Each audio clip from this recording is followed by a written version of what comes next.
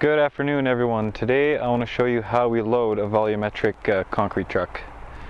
So I got the truck parked under the silo here now. And like I've said before, water is separate. So water is actually in this black tank right here. And then the rock and sand goes in the middle here.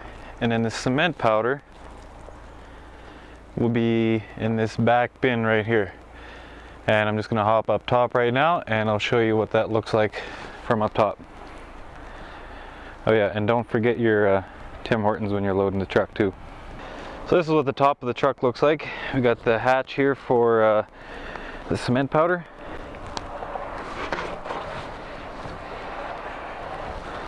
So this is what the inside of the cement bin looks like.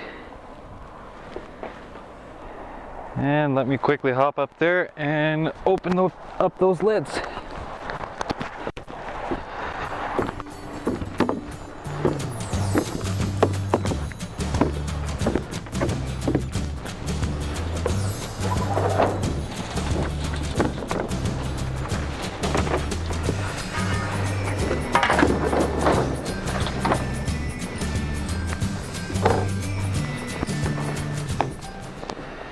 Now here is a very good example as to the advantage of a volumetric truck. So you had that much sand and that much rock left over from the last job, which I didn't have to unload. I can just load on top of it now and carry on with my day. First thing I'm going to do is fill my cement powder. So that is just from this silo here. And I just put the sock down into there and just hit the button here.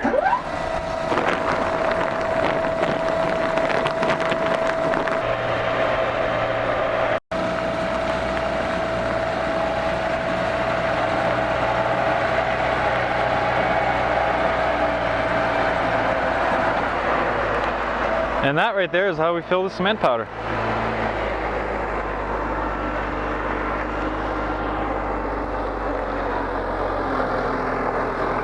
So the reason we like to use a telehandler over a wheel loader is the ability to zoom out to reach this side of the bin.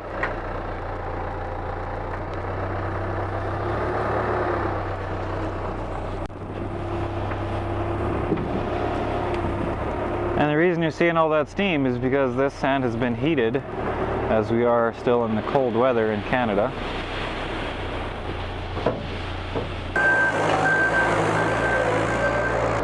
And here he comes now with the rock.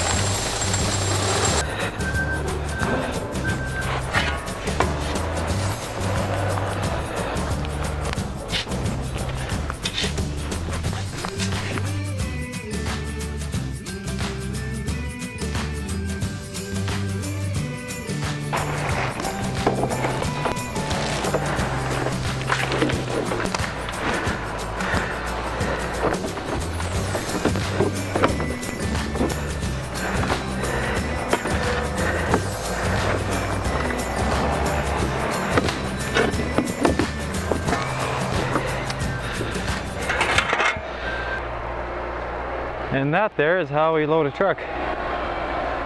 Now if this were summer, I would fill the water tank too right away. But since it is winter and we need hot water, we don't fill the water now until we're ready to actually take this load out. this load is not going out today, so I can just preload it, leave the water tank empty, and then once it's ready to go out, I can just fill the water tank with hot water, and away we go. On the last video, there was a commenter from Russia that was asking about the chain lubricator. So here's the answer for that. On my mixer, it's on the right hand side of the mixer.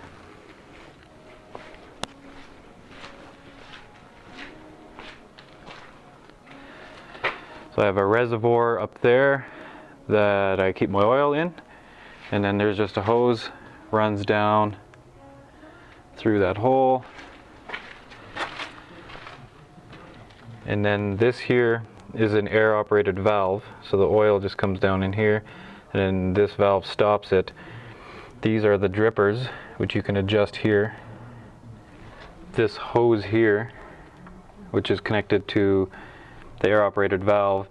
If your mixer is air operated, if the levers are air operated, then this would go into your conveyor lever, so that whenever your conveyor gets turned on by air, that it then pressures up this line, which opens the valve. That way, whenever the conveyor is turned on, this valve opens, which then lets the oil go down into the drippers, and then that's just attached to the brushes. This one is for this side, and then this one goes to the other side, to the brush on the other side, to lubricate the conveyor chain.